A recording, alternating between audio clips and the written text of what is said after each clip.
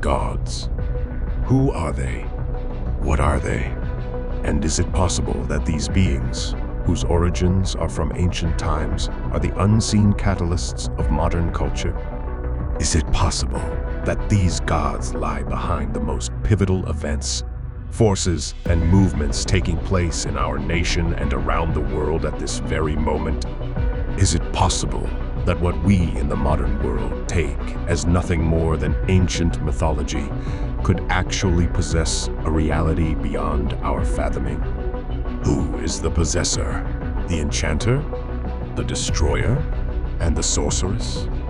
Could a sign that has appeared all over America and the world be linked to the gods of Mesopotamia? And if so, what does it actually mean? Is it possible that the gods are even affecting your life right now? How can you recognize it? And what can you do about it?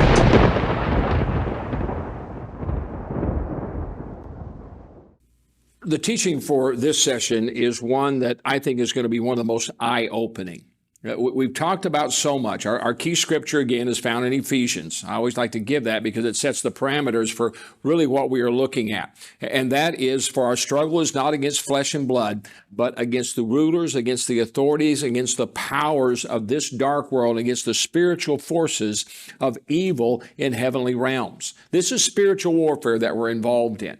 And where we've many times focused on spiritual attacks against individuals, and we have power and authority over the enemy in our individual lives, what the study of the return of the gods does is it talks about the impact that demonic spirits of the past have had upon society and are again having it on today. I want to highly recommend that you read the book Return of the Gods. I say that every session, but there's so much more that's in these books, so much more details that obviously we can't cover in these sessions. I would again highly recommend you pick it up, you read it, get the audio book. It'll make so much more impact on your life when you see all the different details. Now, we talked about, first of all, Baal. Baal was one that was probably the preeminent idol that Israel, and not just Israel, but the known world at that time was worshiping. You see him emerge in so many different cultures. Then from that, we went to Ishtar. Ishtar was the enchantress. She was one that was focused on immorality, god of sex, the god of love. And then last time we talked about the destroyer, and that's Molech. And some of the most evil things that we can even imagine that parents would sacrifice their children to this god, literally in some cases burning their children alive. It's hard to even imagine that, but yet we are seeing that same type of culture of death that has now reemerged in the abortion industry here in the United States. And as we talked last time, here in California especially, where we have become so pro-abortion that we have now abortion tourism, that we bring people in. If there ever was a state that Molech is dominating in this area, it is the state of California. Today, I want to go back to Ishtar. I want to show you another side of Ishtar that I believe is what is happening in our culture today. Whereas we've seen the sexual revolution started in the 60s, if you will. We've seen what has taken place with Molech, started in the 70s as far as the legalization of abortion here in this country. What we are seeing happening today, especially just in the last 10 years, the last 5 years, the last 2 years that is taking place across our nation really shows the impact that once again this God is returning to our culture. Ishtar is also known as the transformer. And that's what I want to talk to you about that. She would alter relationships. What the sexual revolution began back in the 60s, now she is going to take this one step further. If you look at Ishtar, Ishtar had a dual nature. She was known as the morning and the evening star. She was the goddess of love, but she was also known as the goddess of war. She would carry both male and female attributes. An ancient Mesopotamian tablet wrote about her saying this: "When I sat in the alehouse, I am woman and I am an exuberant young man." Here's another ancient writing recorded about her, said that though I am woman, I am a noble young man. I think you can see where we're going with this today. Something that is happening in our society that is really not something new. It is really a return of the old. The operative words here is where she says, I am a woman, I am a man. It was her nature to blur the lines. She wanted to be a woman. If she wanted to be a woman, then she would portray herself as a woman. If she wanted to be a man, she would portray herself as a man. An ancient Sumerian hymn says this of her, that she had the power to, quote, turn a man into a woman and a woman into a man, to change one into another. So if this ancient god of Ishtar, the transformer, was to come into our society today, what would we see? Well, if the spirit of the transformer was in our society, we would see an altering of the definition of male and female. It would blur the lines between the two. It would act to transform the nature of men and of women. It would seek to feminize all that was male and masculinize all that was female. It would attempt to turn a man into a woman and a woman into a man. It would war against the sanctity of sexuality and the gender by confusing the two and merging the one into the other and the other into the one, and by doing so would then nullify both of those. At first, it would work on the fringes of society. It would be just in certain areas, but before it was all over, it would come into the mainstream. It would invade every part of our culture, leaving nothing untouched. That's what we are seeing in our society today. So where would this begin? It would begin with a metamorphosis of women. The goddess would seek then to defeminize women.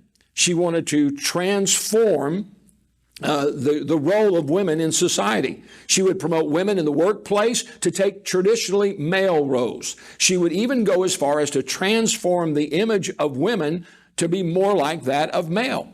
That would even emerge a second wave of feminism that would not just be pro-female, but would actually be against men. Ishtar was the god of rage, and she would promote a rage against men. We would see the rise of the warrior woman. A Sumerian poem describes her this way: a goddess of the fearsome divine powers, clad in terror, riding on the great divine powers, Ishtar, drenched in blood, rushing around in great battles, you destroy mighty lands with arrows and strength and overpower lands. Again, here is this picture of the female warrior. One ancient tablet says that she was put at work to put, quote, spindles into the hands of men and to give weapons to women. In other words, to reverse the roles that were traditionally there in society. The more women could resemble men or replicate their functions, the less they would need men. Women were now to be their own protectors and their own defenders. This is why the destruction of marriage was so important. It is that bond of male and female, the roles of a woman and a man. It's not that either one of them are greater than the other or less than the other. That's not what this is about. That's what feminism tries to put that out there. Well, it says that women are subservient. No, the Bible does not teach that women are unequal to men. That's not what they're saying. They have different roles that they play. There's a difference between a man and there's a difference between a woman. They play different roles. There's a role a father plays that a mother cannot play, and vice versa. It's not that one is greater than the other, or one is more important than the other. It's the roles that they play. And what Ishtar would try to do is to take away those definitions of those roles. Because once you take those definitions away, then the marriage will not work. You can't have two mommies. You can't have two daddies. They're different. I mean, they're the same, and you need the difference there in raising children. So thus, marriage then begins to break down. And if that breaks down, then society begins to break down. Ishtar would promise the liberation of women, women's lib. But yet, since the birth of women's lib and all of the pushing of that, every study shows us that the state of women's well-being show that since the beginning of this transformation, women have become progressively unhappy. That's what the statistics show. Ishtar will promise, but cannot deliver. The goddess would not stop with women, though. She would have to also not just transform women, but she would have to transform men. So let me talk about the metamorphosis of men. Ishtar was the emasculator. A Hittite hymn to the goddess describes her as the one who will, quote, grind away from men maleness.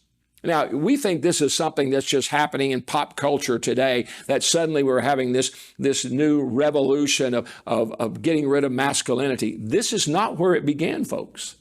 This goes all the way back to the return of the gods. This goes back to ancient worship of Ishtar that was prevalent in society at that time. That's why, again, we talk about the return of the gods, not something new, but really a return to the old. She wanted to merge and confuse the gender.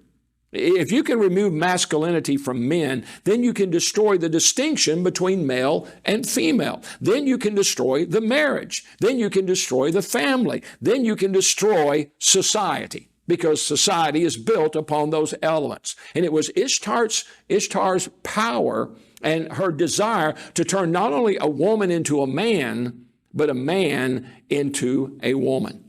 The feminization of men. Masculinity would increasingly be attacked. It would be defined as toxic masculinity. Now, you've heard that term before. Again, it's taking away the roles. An ancient prayer speaks of her power to emasculate men. She would, quote, take away their swords, bows, arrows, daggers, then put into their hands the distaff and the mirror. In other words, talking about making yourself up to look like a woman. Women are now told to show their strength, and men are now told to show their feminine side, their weakness. Men are increasingly being shown as unfit or unable to lead, either because of they're either toxic oppressors, male chauvinists, or they are bumbling, overgrown children. So we see the role of men being lessened in our society. I mean, the era of father knows best that I grew up in, that you look to father as having wisdom in that. Well, now we've replaced that with all the cartoon figures that we see today that show dad, show the father, show that role, again, as just some bumbling idiot, and to demasculinize him, take away that role. If she could destroy the roles of men and women in society, again, she destroys the family. If we destroy the family, then we destroy society. That's what's happened. We've seen the family destroyed in our society today, where we no longer have that, what we used to refer to as the nuclear family, a mom and a dad and two kids. We no longer sit around the table anymore. The whole structure of the family has been taken away. The roles of moms and dads have been taken away. If the old roles were destroyed, then that would leave the door open for new roles and new authority to take place. I mean, don't miss this. If we take away the role of husband and wife, and we say, well, you're saying one is more superior than the other. Again, that's not what we're saying. There are different roles that are there. If Ishtar can confuse that and take away and say, well, being a man is the same as being a woman, and being a woman is the same as being a man, it's not the same. It breaks down the family because you don't have moms and dads any longer. And when you break down the family, well, again, look what's happening in our culture today because of the breakdown of the family. So if you're going to do this, this is not going to happen overnight. It's got to start with a process. It's a progressive movement. And so where do you start? Well, of course, you're going to start with the young. If you're going to redefine the roles of men and women, then you've got to start when the children are very young. So at a very young age now, what's happening? Girls are being taught to be strong, and boys are being taught you've got to get a hold of your feminine side. The natural male instinct to provide and protect was now being channeled into video games. And thus, education is no longer important. Thus, they fall behind in their education, and thus they're unable to assume leadership in society. Even a male's desire for sexuality was being channeled away from reality and being pointed towards pornography. It's all an attempt to take away those basic elements of feminism and of masculinity. Ishtar is a goddess of destruction. Because of what she was doing to the roles of men and women and the indoctrination of boys and girls, she again is destroying the foundation of our society. Broken marriages, Broken fathers, broken mothers, broken families, broken children, broken lives, a broken generation, a broken culture, and a broken civilization. But it doesn't just stop there with the roles that they play. I sadly think she's been very successful in doing that in our culture as a whole. But it doesn't stop there. Because, see, it's one thing to demasculinize the one and defeminize the other. But what if you took it to another level and you began to merge the two? You say, see, this goes back to her ancient worship and the priests that worshiped her. Her priests were known for publicly bending and breaking the parameters and the definitions of gender. They were men who would take on the appearances of women.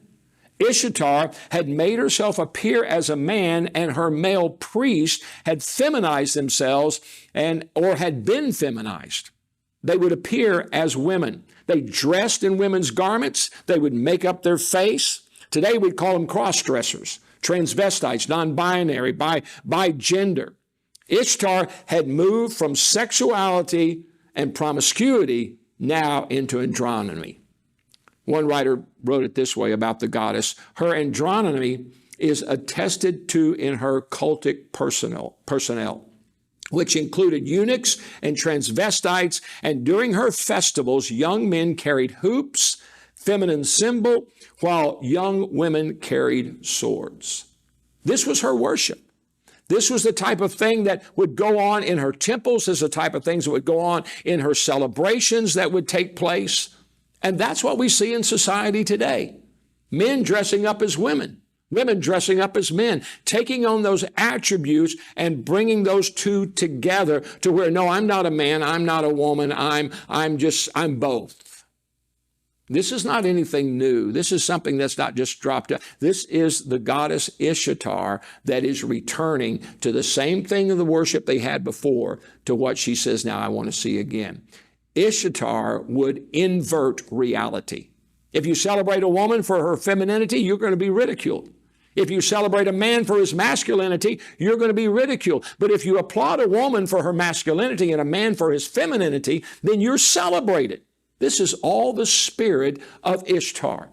Her modern day priests and priestesses would celebrate this publicly. Now, just think of what we are seeing now. Think of these types of things, whether it be movies, television, whether it be social media, whether it be even now to the point of the government, that we are seeing these same type of attributes.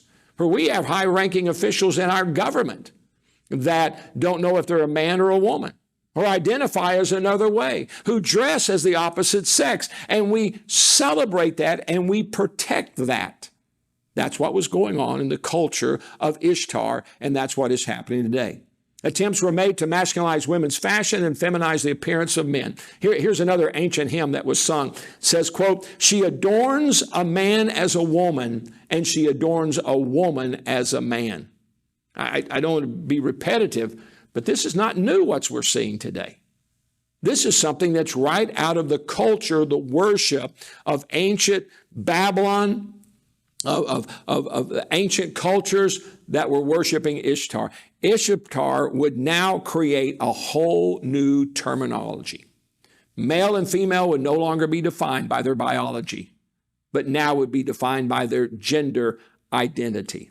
It was no longer how God made you male or female, but how you perceived yourself. Again, this is all an attack upon God. This is an attack upon the definition that God gave us, the way that God created us. Never forget what these gods are about. And when I say these gods, again, let me say for those that are just joining us, I'm not referring to them as gods. I'm talking about these idols, these gods of those. These are demonic spirits is what they are. And they were kicked out of heaven. They fell with Satan. He took a third of them with him. And so the same arrogance and the same pride that he has, they have. And they want to take over territory. They can't get at God. I mean, he's omnipotent, all-powerful. So what was the next thing? Then they want to get at the ones that he loves.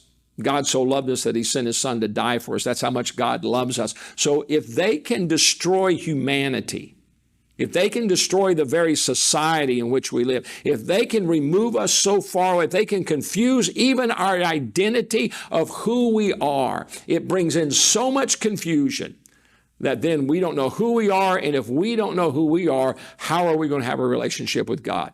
I mean, the scripture says, love the God with all your heart, mind, and soul, and then love your neighbor, and then love them as you love yourself.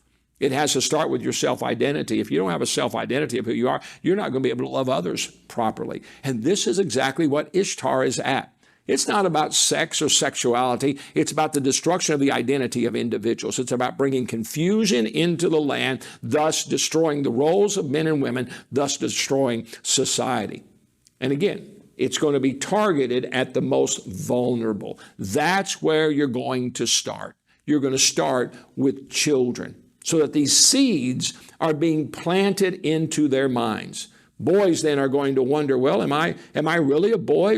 Or maybe because I'm creative in some areas, maybe I'm a girl. The girls would say, I like to play with trucks and cars, and well, maybe I'm really a boy.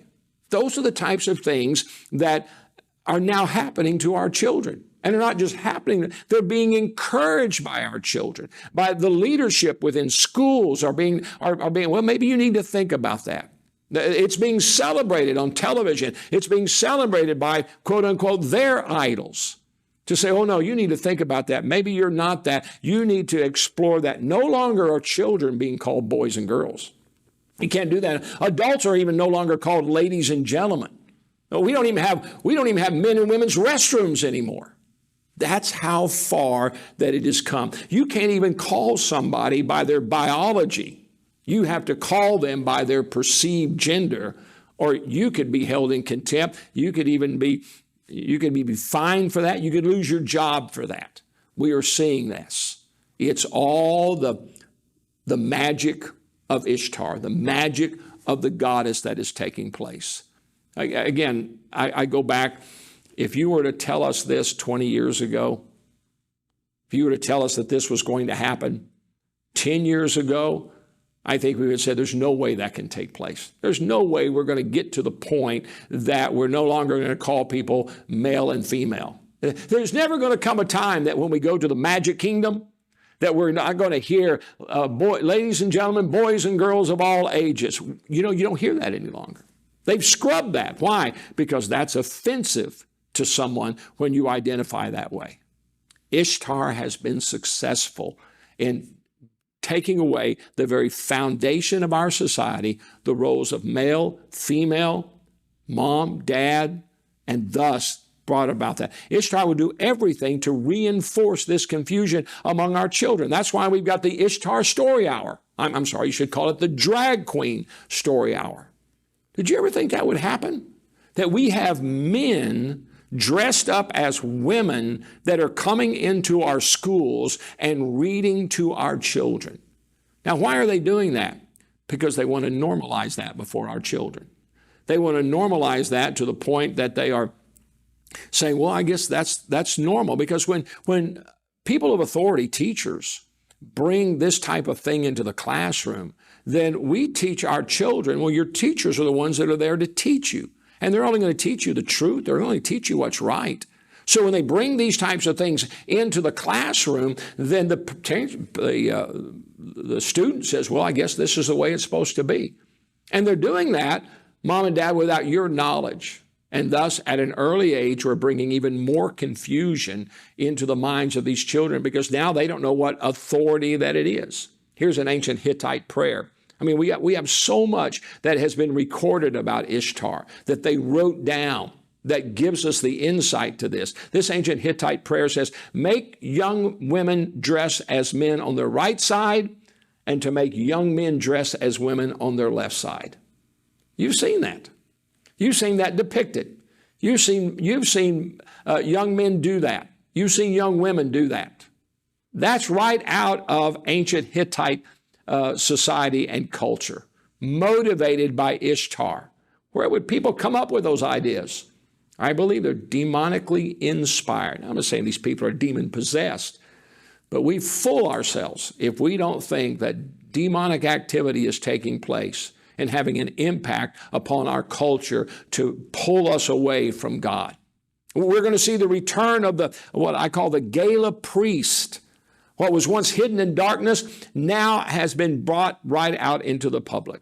Transvestites, drag queens are now on the center stage. What used to be just confined to clubs, gay clubs, behind closed doors, now has come out into the streets. We've all seen what takes place in San Francisco. And they say, well, that's just San Francisco. That's only where you're going to see the drag queens. That's only where you're going to see the parades that will publicly show these acts and everything. That's going to be confined to that city. Friends, it's not confined to there anymore. It's mainstream. It's on your television. I was watching something the other day, and a commercial came on for the drag queen show. That's what I'll call it. You know what I'm talking about. And you see all of these men dressed up as women and with all types of sexual innuendos, and it was sickening. I don't know how else to say it. But yet that now has become our culture. That now has become celebrated. And if you in any way stand against it, then you're full of hate. And these are the types of things that they're targeting at our children. This is the way that it was in the temples and the public squares and the worship of Ishtar, and now it has come to the main stage here in Western culture. This is worship, folks. There's no other way to describe it. It would now move beyond just the appearances, and now it's going to move to sexual desire. It was not just about men appearing as women, but now it's about men desiring other men. An ancient Akkadian text gave instructions to men on having sexual relations with Ishtar's feminized men. So now you see out of this culture homosexuality that really begins to arise. When Ishtar was pushed out of the public square by the moral teachings of Christianity, these acts were no longer condoned publicly. Homosexuality in ancient culture was something that was applauded. It was something that was celebrated. Why? Not because of the acts. This was not because people said, well, of course, because there was homosexual back. No, this was something that was inspired by the goddess Ishtar. This is what in her worship that she brought about and then brought it into the main square. I guess the way that I would explain that is if we see crosses everywhere because we're a Christian culture. So you see crosses on buildings, you see crosses and that. You see scripture because it's a part of our mainstream culture. We're a Judeo-Christian culture here in this country. Well, if we were to take that away and go back to the ancient days where Ishtar, Baal, Molech, where these were the gods that they worshiped, then you would see their symbols and their activities and their worship that would be brought out. I mean, there was a day during Christmas that you would see choirs that were in public squares. You would see them in malls or see them out performing Christmas songs and hymns, celebrating Christ. Well, in the time of Ishtar, that's not what you would see in the public square. You would see transvestites, you would see cross-dressers, you would see men having sex with men, you would see these types of symbols, this type of imagery, because that was their worship of that day. And if you think I'm wrong, just do your history and go back and look at some of the things of those ancient cultures, how they were basically pornographic in nature, and read the writings of what took place in those days, openly, out in public. And that was the worship of Ishtar, and that's what we are seeing here today. So when Ishtar reemerged in our society in a public way back in the 1960s to the present, what have we seen? We've seen a new era of gender crossing practices such as homosexuality and lesbianism like never before. These acts have now become mainstream and are celebrated by our highest offices. The goddess would now cause homosexuality to come out of the shadows, out of the realm of the forbidden, and introduce it to a civilization to which it was once alien. Now it is accepted. Ishtar first removed sexual morality from the confines of marriage. Remember, that's where we started when we talked about Ishtar. That no longer was sex just for marriage. Oh no, we take those constraints off. There's nothing wrong with premarital sex. There's nothing wrong with adultery. There's nothing wrong with those types of activities. And so that's where they brought it in to that regard, out of the confines of marriage. But now she is going to move into to the confines of gender. Well, you're a man, you're a woman, so that's obviously a pretty strong constrict. That's a pretty strong confining. You can't change that you're a male. You're always going to be a male. You're always going to be a woman. But yet, now we see that is not the case. No longer male to female. No, now it's male to male and female to female. Now it's not only accepted by society, but it is celebrated. And if you don't bow to this idol, you're going to be persecuted. If you're not accepting of homosexuality, if you're a baker and you're baking a cake and someone says, "Hey, I want to celebrate a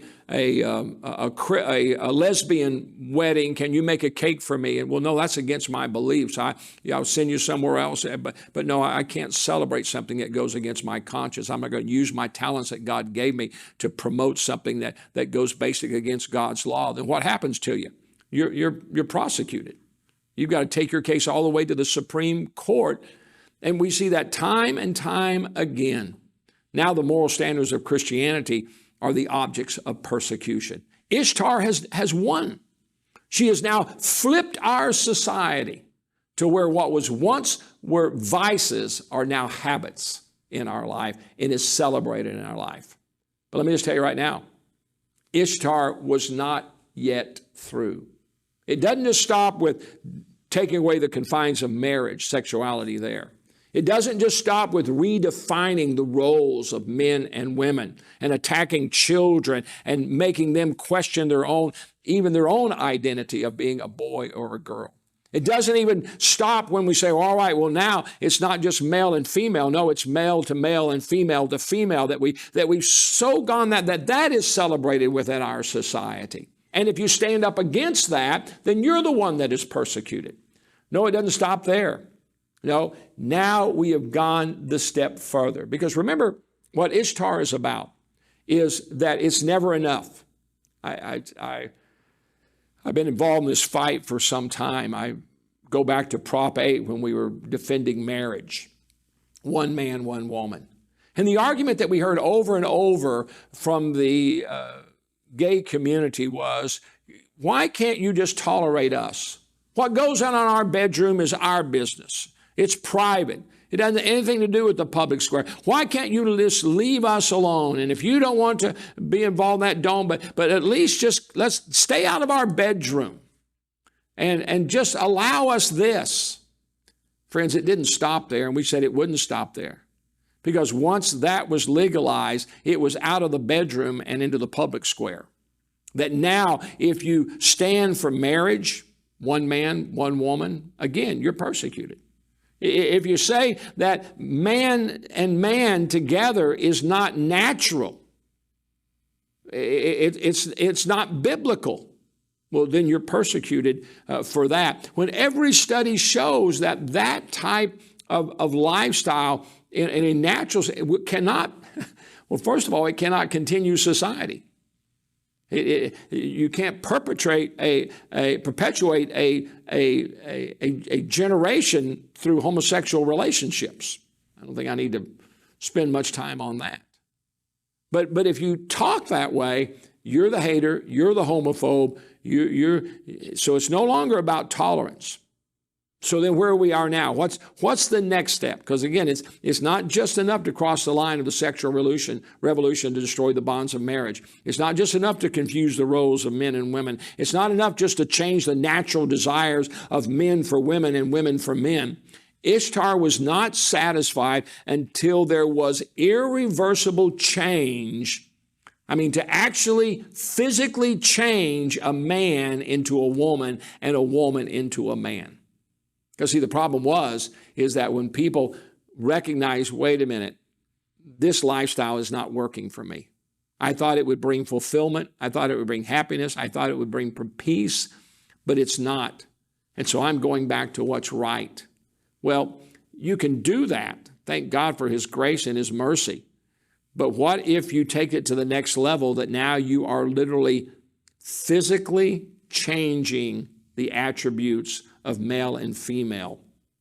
And that's what we're seeing today. You know where that came from? That came out of the worship of Ishtar. An ancient inscription from southern Turkey speaks of Ishtar's altering of sexuality, and especially graphic terms where it says, I won't read all of it, but it says, may Ishtar impress feminine parts into his male parts.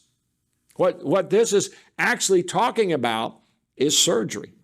This is actually talking about eunuchs, men being castrated as to become part of this worship that was going on. Now, many times people say, well, the reason they were becoming eunuchs is that they wanted to remove their sexual desire for them so they could serve in the temples and they would not be a threat to the women there. You need to read that. I mean, that was part of it. But when you get into the worship of Ishtar, that's not what they were doing. No, this was actually a desire for men to take on the total role of a woman and the attribute physically that distinguished the male from the female, that they would cut that off. That's why they were doing that. Some even reports that they would do it to themselves. They were going to surgically alter themselves. And when they would do this, then obviously the amount of testosterone that was in their system was greatly affected. So then they would begin to take on new characteristics. What we are seeing today with sex change operations is not new. Oh, obviously it's a lot more sophisticated today. We have a lot more medical science there of how to do it. But the purpose of doing it and the act of doing it goes all the way back to the goddess Ishtar, to once again confuse genders. The terms transgenderism first appeared in the mid to late 60s. The term transgender is believed to have been officially coined in 1965.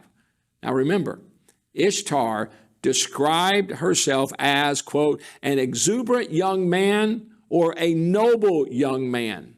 The key word in that passage is that it was young.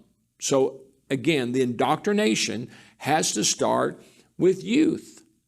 Why do you think all this confusion is happening among youth?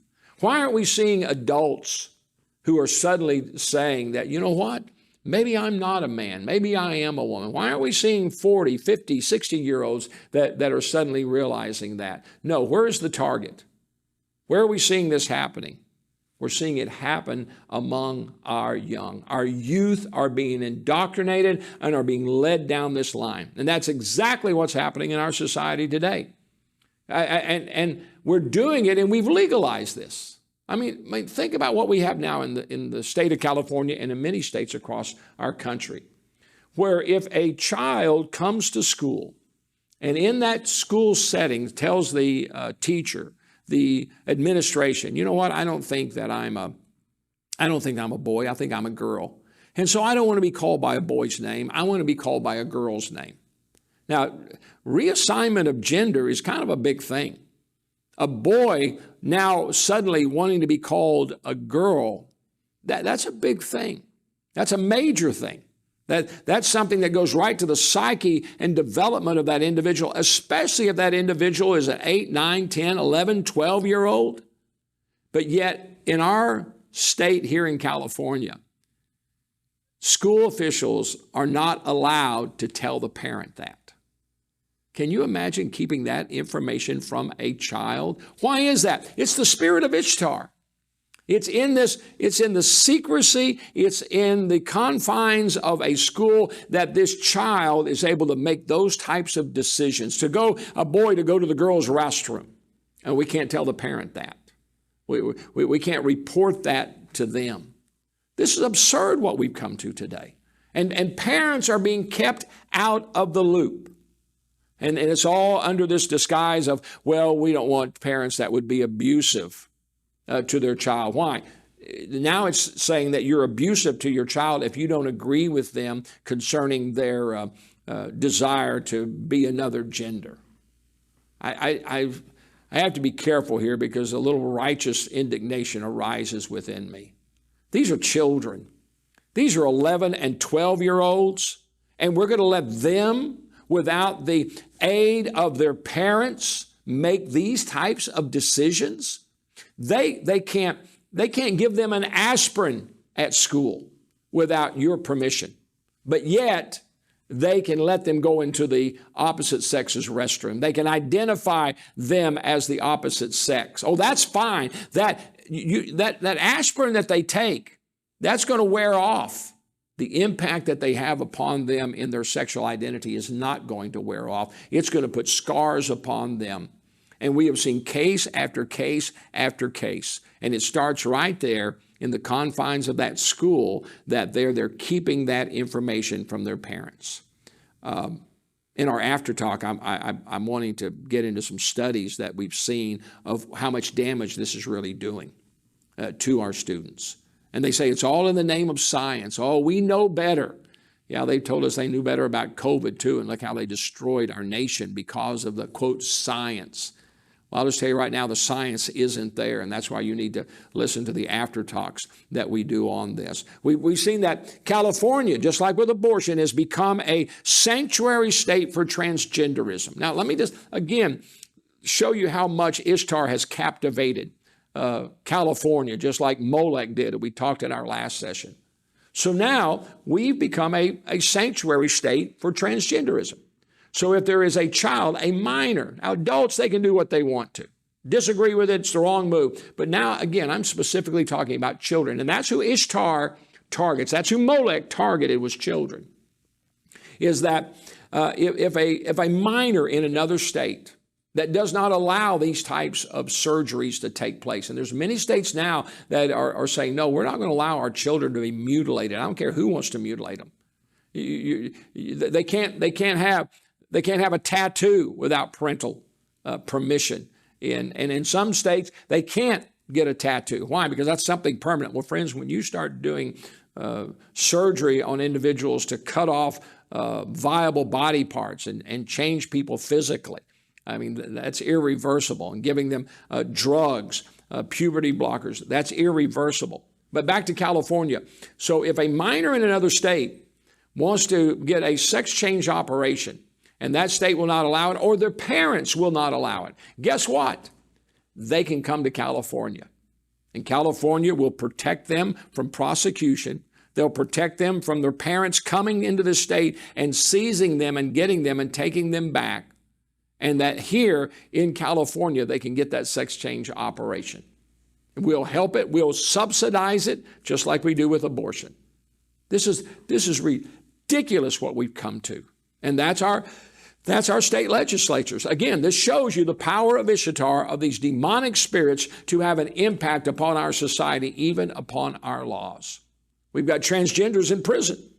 So if I'm a man and I'm in a male prison, I can declare, no, wait a minute, I'm a female. And they can take that male, that biological male, and place him in a female prison. And you know what we're hearing? You don't hear much about this, but it's there because they keep it silent, of the rapes that take place of women in prison because of these quote unquote transgender men that are being placed in there. We have gone insane in doing the things that we are doing. Gender reassignment surgery. We're redefining language. We no longer have mothers, we have birthing partners. We no longer have husbands and wives. We don't even put that on our marriage certificates anymore. We now just have partners. You can choose your gender, not just male, female, bisexual. No, what is there now? Some 70-something genders that you can choose from? We no longer have women. No, that's just been replaced with the term people with uterus. It's ridiculous what we've come to. But it's an attack upon our children. It's an attack upon our society. There is no more reality. It's just perceived reality. Well, this is the way I perceive it. No longer by the biology, no longer by the science. A young child can tell you the difference between a man and a woman. A young child can define to you, this is what a woman is, this is what a man is. Our own Supreme Court justices can't even define it. We've been so indoctrinated, we've been so bullied that we will not even go into that realm for fear of what somebody will say. Well, I'm telling you, somebody needs to say something. We need to tear down these altars. That's what the prophets of old did. We talked about that last time. How do we tear it down? We tear it down with the truth. Because, see, we're now living in a society, and this is what Baal wants to do. This is what Ishtar wants to do. This is what Molech wants to do. They want to get us into a society where there are no absolutes. There's no absolute. And where there's no absolutes, there is no truth. There has to be truth. There has to be a standard of what is right and what is wrong. Otherwise, everybody's going to do what's right in their own eyes. And once we go down those pathways, once we redefine morality by our standards, you know what we return to? We return to the ancient gods' ways. We return to the immorality of that day. We return to the human sacrifice of that day because they could justify all of it. That's where we are headed, because if there's no absolutes, there is no truth. And if there is no truth, then how can people be set free? Again, what the return of the gods is about the destruction of man. The devil has come to kill, to steal, and to destroy. And that's the purpose of the return of the gods. Next week, we're going to talk about the war of the gods and how do we turn this thing around.